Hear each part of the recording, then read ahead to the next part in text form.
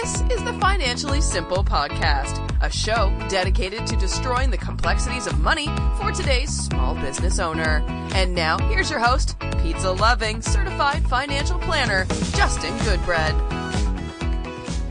Welcome to Financially Simple. I'm your host, Justin Goodbread, and today we're dealing with a subject which is near and dear to my heart. I've titled today's episode, How to Build Your Own Custom Pro Forma. So you probably have heard the term Pro Forma before, and maybe even have an idea kind of what it is. So I want to talk to you today, and unusual to today's episode, I am not using show notes. Typically when I do a podcast, I have an outline that I use, and I have quotes and this, that, and the other, and some of it's ad hoc, but a lot of times I follow a pretty decent outline. Today I'm not. There is nothing on my screen in front of me except for the definition of pro forma by Merriam-Webster and an actual pro forma, which happens to be mine. And so I'm going to talk to you today as Justin. This is what I personally do, and here's what it's for. So first, let's deal with pro forma. Well, the definition for it is real simple. It's basically, according to Merriam-Webster, it says, based on financial assumptions or projections, such as reflecting the transactions, like a merger, or development as if it had been or will be in the past or future. That's the basic definition of a pro forma. What does that mean? Well, in a nutshell, you're basically taking historical numbers from the last few years, and you're trying to project them forward into the future. So on our website, we're going to have a template that you're welcome to download that's going to give you a really simple example of the pro forma. And it's basically an Excel spreadsheet. That's all I use. This is the pro forma I did into the year 2017. And here I am now recording this in the late 2018, and I'm looking at what the actual results of our company was in 2017, what I projected it to be in 2018, and going forward. I'm here to tell you today that we exceeded the projected amount by almost 20%. So it's pretty amazing to see the growth on what I anticipated could have happened and what actually did happen. Now, that's the income amount that was exceeded. My expenses ramped up pretty hard because we're doing some really major growth initiatives in the company. So I'm going to ask you to download the pro forma from the Financially Simple website. So you go to financiallysimple.com/pro forma download, and you'll be able to get this particular pro forma that we're going to use as a template today. You're also welcome to amend it. There's nothing here that's super special. Again, this is just an Excel spreadsheet. But I want to walk you through on how you would build your own pro forma. And I'm going to walk you through how I build mine. So my pro forma goes back for years. It goes back for 5 years from currently 2018 as I'm looking at this. And in my particular case, I'm projecting out right now 10 years. I'm projecting out. So here's the way the pro forma basically works. Well, first of all, I got to deal with what is a pro forma. A pro forma is a process to where you're trying to project what your income and expenses are going to be in the future for planning purposes. That's basically what a pro forma is. But in a nutshell, the way mine is built is this way. At the top of the pro forma, I have the years. I have the past few years and I have the present few years. So if you're building yours from scratch today, you would look at whatever year we're in, let's say it's 2019 or so, you would look at maybe the last 3 years of your business, or you say, well, I don't have a business at this point. That's fine. This works part of the pro forma for your business plan. You would look at this year going forward a few years. Now, do I recommend you build 10 years out? Not always. The reason why I did 10 years is because I'm testing to see if over the next 10 years, if I could forecast out what the growth of our company is going to be. So I'm archiving these every year, and it's interesting to see that we're already ahead of our projections. Now, things could change, but right now we're already ahead. So what I have on ours is I have income. And in our financial planning business, Heritage Investors, we receive income from a couple of different scenarios. We receive income from account management. So that's account fees, where we charge a fee to manage money for folks. We have consulting fees, and we have income from financial planning fees. We also have a technology fee that is charged for people with accounts. So I have those various types of income listed on my Pro Forma. And I have historically what happened in 2016, 17, and 18. Well, now I'll update 18 now here soon. But I have the historical numbers. And I'm trying to project out what I think that growth is going to be. So oftentimes, if you're in a mature business, you've been around a while, that growth may be about 6%. If you're in your infancy, man, I've seen infancies where the growth doubles. It's 100% growth on the business in the early years. I have clients who've been in business now 5 years and they're still seeing 25% growth on their business. So you're really making a hypothesis or an assumption, a shot in the dark, a guesstimate, a horseshoes and hand grenades type of guess on what your growth of your business will be, or each of those income sources will be, based on the historical performance and based on the best educated guess you have.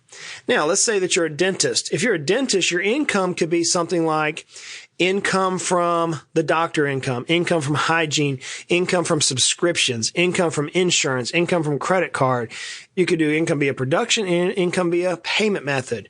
If you're like a client of mine who owns an auto repair company, you could have income from oil changes, income from major engine repair, income from tow haul, income from loaner cars, income from details.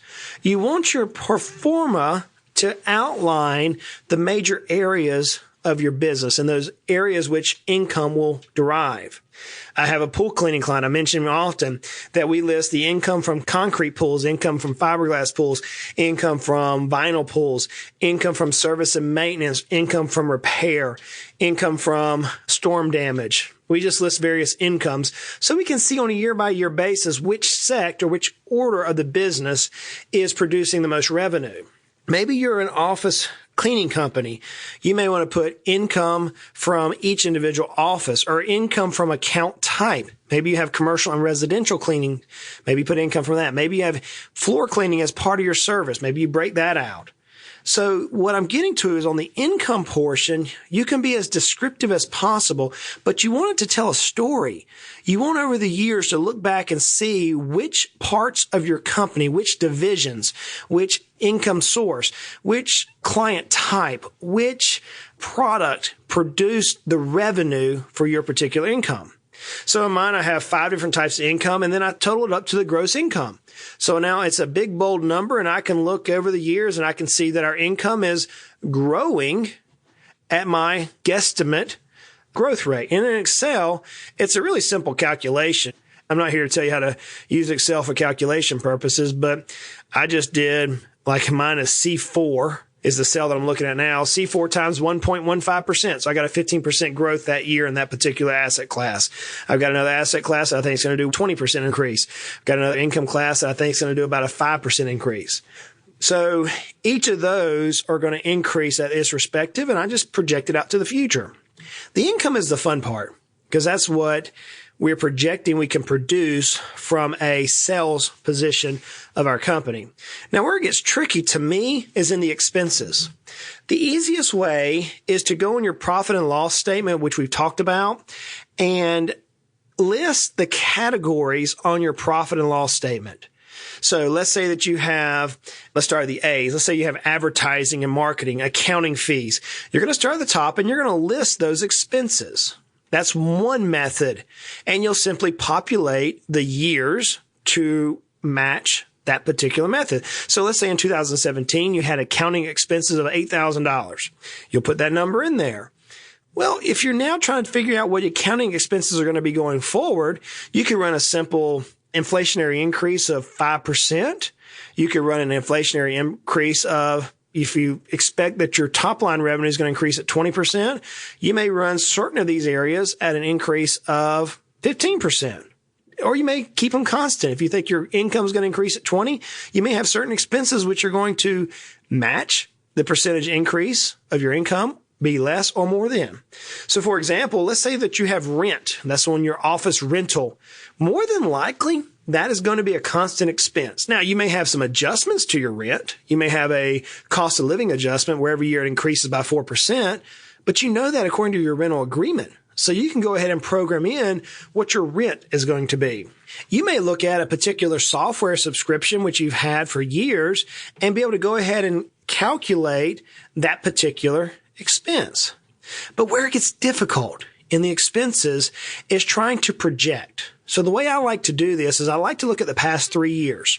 If I know that the company has just gone through a major uptick in the last 3 years, and we've been on a hiring frenzy and we've been on a digitizing frenzy, we're moving stuff from paper to digital technology.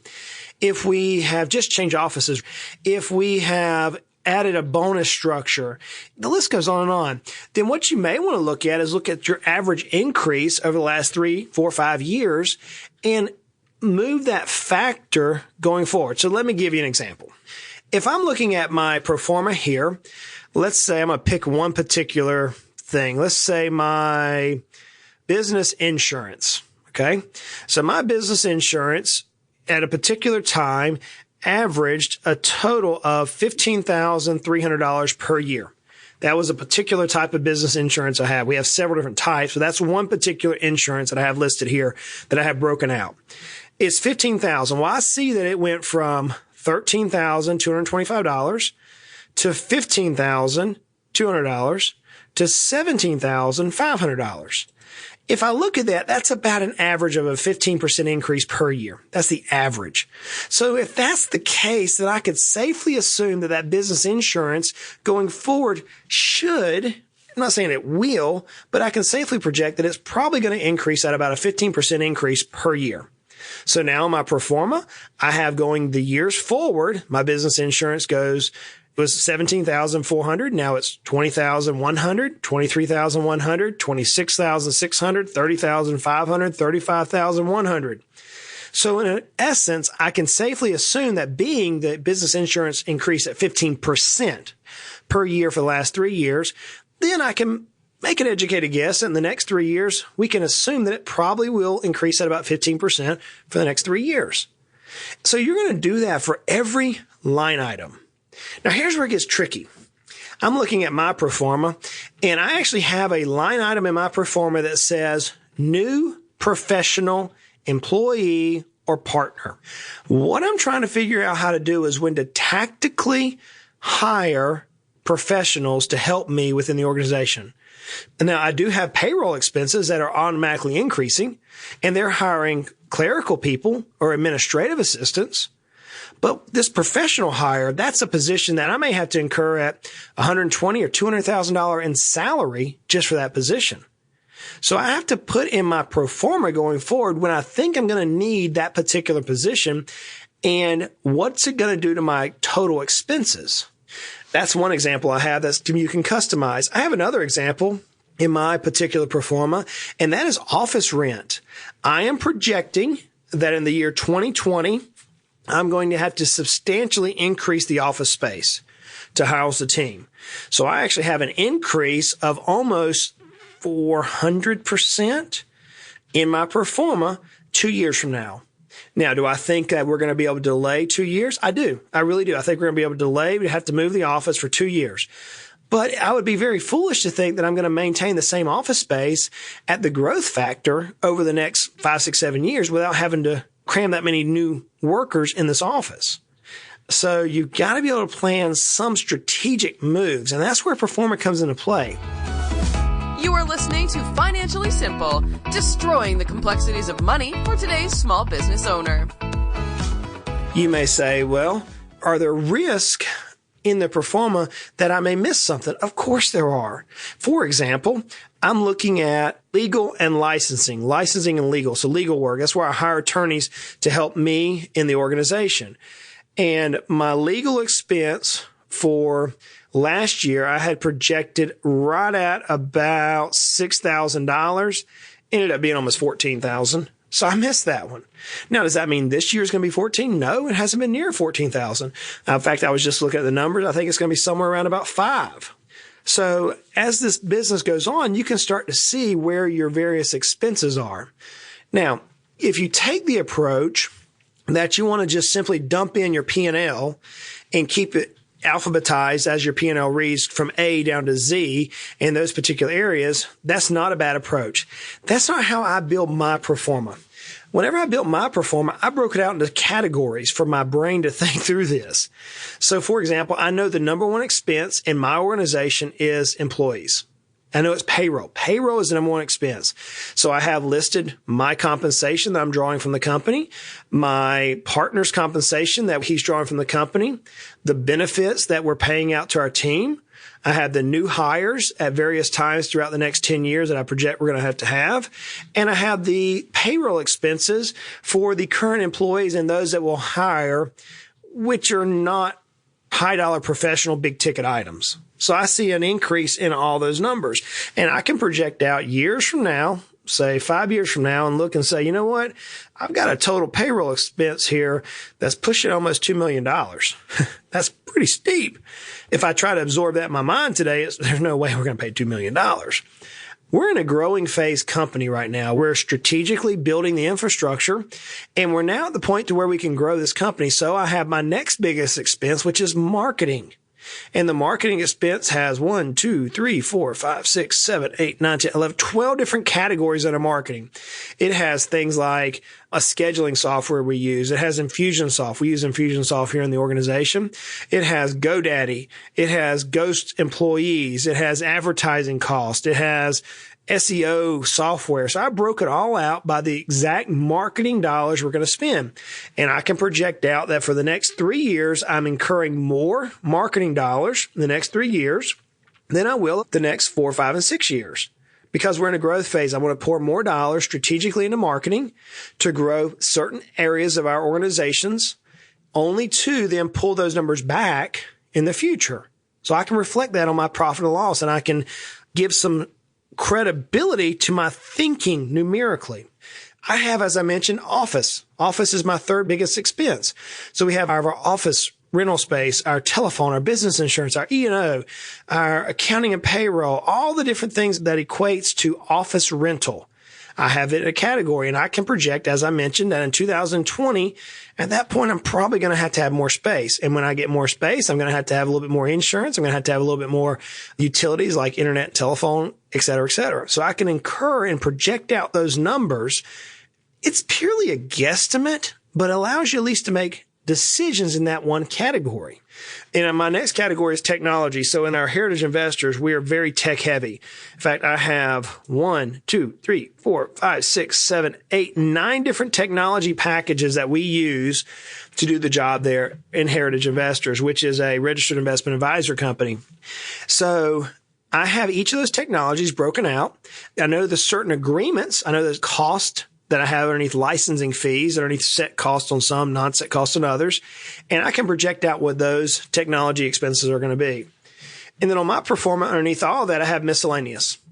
I have all the different things that really didn't fit into the above. So I have things like legal work, compliance work, travel expenses, meals and entertainments for clients, dues and subscriptions. We have lots of dues and subscriptions. I have continuing education. That's a huge expense for our office. We invest a lot of money into that. In fact, I blew my continuing education budget out of the water this year.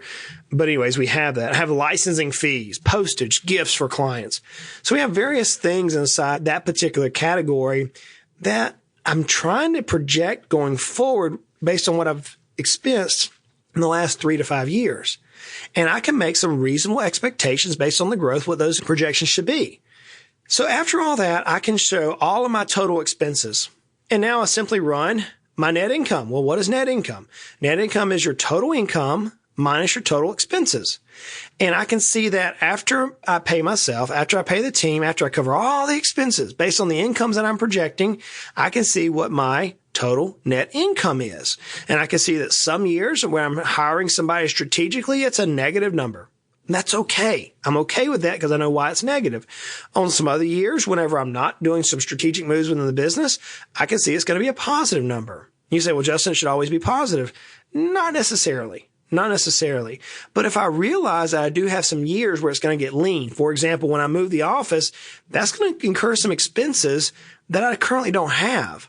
And so that particular year, it could get lean for me from a cash flow scenario. So I need to either have debt that I can use, like a line of credit, or I need to have cash reserves set in the company to get through that lean time.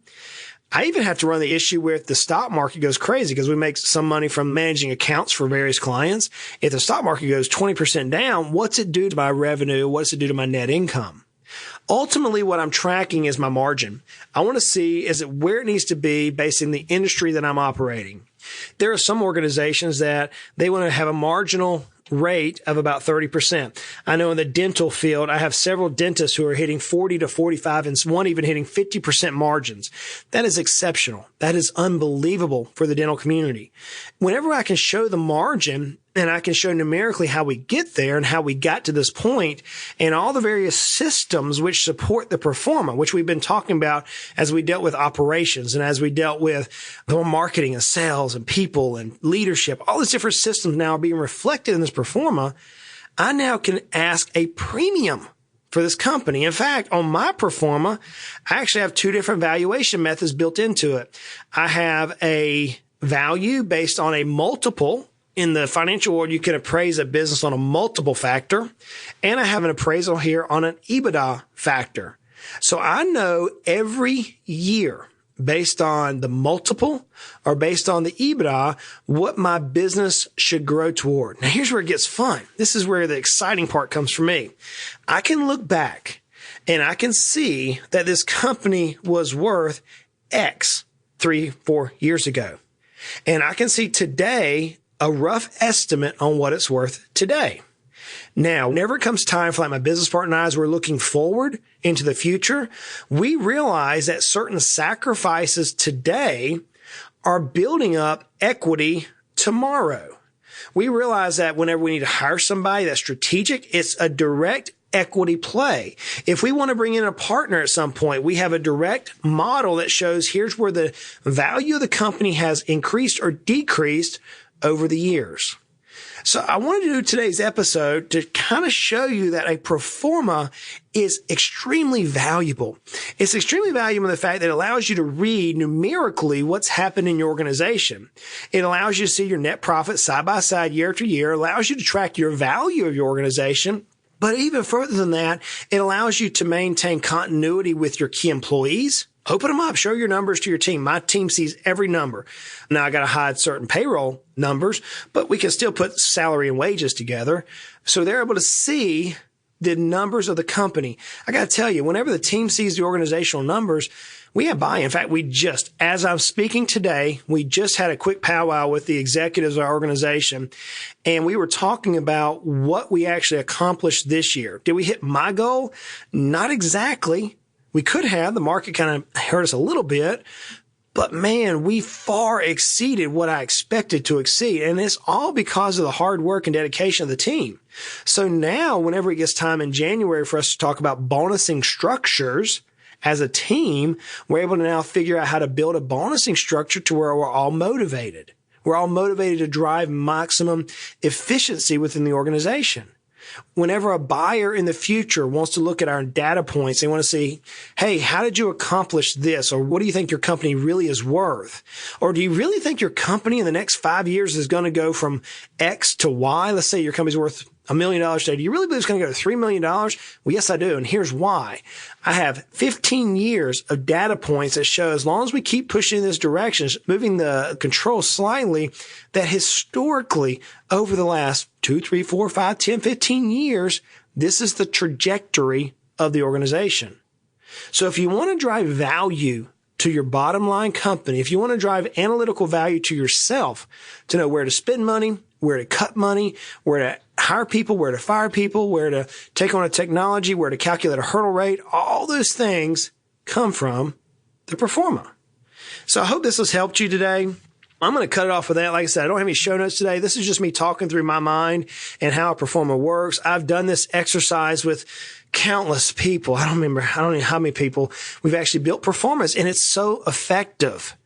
If you're like, Justin, I hear what you're saying, and I'm going to read the blog on financiallysimple.com. I'm going to read this, and I'm probably going to download the Pro Forma template. But, dude, you're talking Russian to me. Maybe you speak Russian. I got a dear friend named Vladimir who speaks Russian. I always give him a hard time. But maybe it's just a foreign language to you, and you're like, dude, I need help. Look, if you need help, we have team members who can help you. If you need my help, I potentially can help you depending on where we're at. Reach out to us, Justin at financiallysimple.com or info at financiallysimple.com if you're interested in working with us. If you need help and you need this type of custom work, this is right in our wheelhouse. This is the fun stuff which drives value to your company. If you have a question, email me, Justin at financiallysimple.com. Hey, reach out to me on Facebook, Twitter, LinkedIn, wherever, and ask a question. Look, we're here to help. We're here to help you drive maximum value to your organization. I can't wait to see how using a Pro Forma on a consistent basis will add confidence in your decisions. Hey guys, like I say every week, life is hard. Life is tough. Life is good. Life can be frustrating sometimes, but money doesn't have to be, especially like a Pro Forma. This is a piece of cake. It doesn't have to be frustrating. Let's continue to make our lives at least financially simple. Hey, y'all go out and create a great day. You have been listening to the Financially Simple podcast. The information in this show is for informational purposes only. This show is not investment advice. Instead, seek help from a competent financial advisor. Justin Goodbread, CFP, is an investment advisor representative of Heritage Investors, a registered investment advisor.